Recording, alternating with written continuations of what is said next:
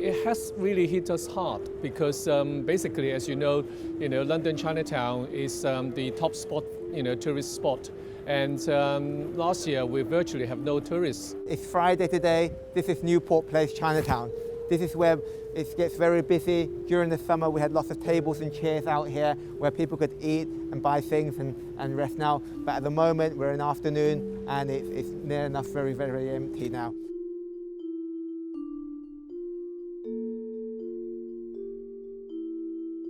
There are some restaurants, in Chinatown, they are sort of family run.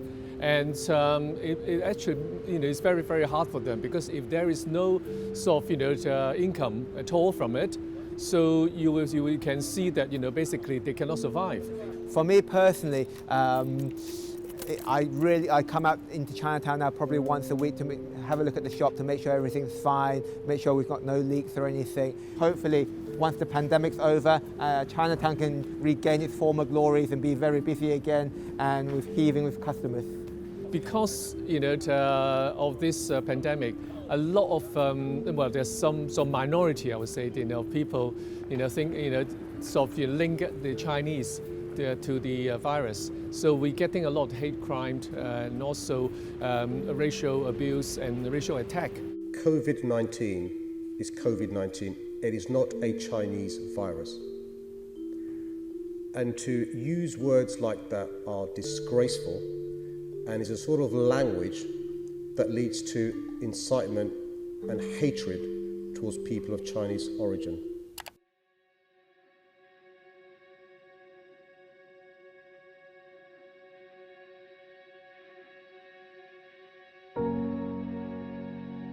I love living in London. I grew up in southeast London and I've lived in East London for over a decade. I think it's one of the most multicultural and diverse places that I've ever lived in.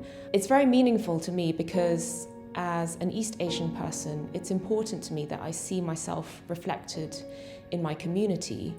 And, whether it's the fact that I live next to these amazing Asian supermarkets where I can get ingredients that just immediately take me back home, or it's that I walk down the street and I see people who look like me, I think these things are really important and that's what makes London feel like home to me.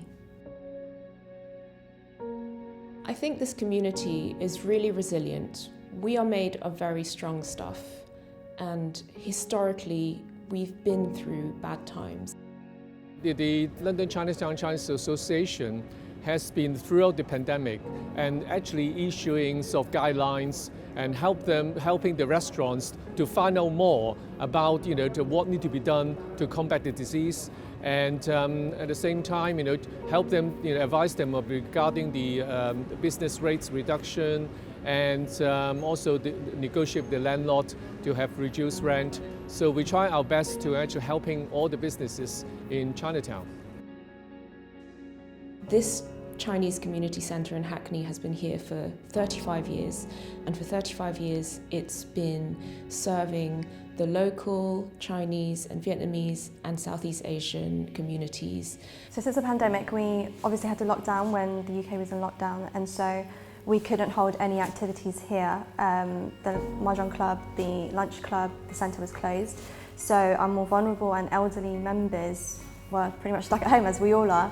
And in that sense, we understood that we needed to be there for them and support them in the best way possible, which would be weekly phone calls. So calling up, making sure that they had food, medicine, that mental health and well-being was all good. So we've been helping this elderly lady where she wasn't able to get her prescription.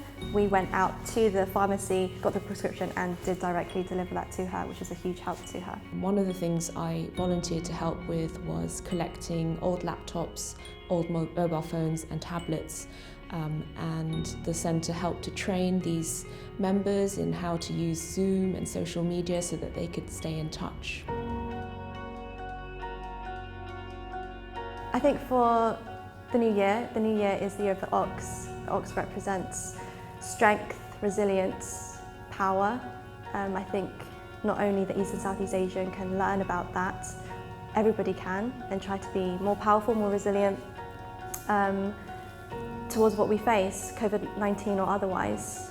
It doesn't matter if you can't go out and join festivities. It doesn't matter if you can't go out for a fancy meal. The most important thing is that you connect with your family. Give your parents a call if you can, you know, call up your friends as well. There's lots of things happening online as well to connect the community in these troubling times. To all communities, we must sort of stick together, be strong, and stay at home, you know, and then also look after each other. We'll keep in touch. I'm sure in the near future we'll be able to get together again, and then so they will have a wonderful future ahead.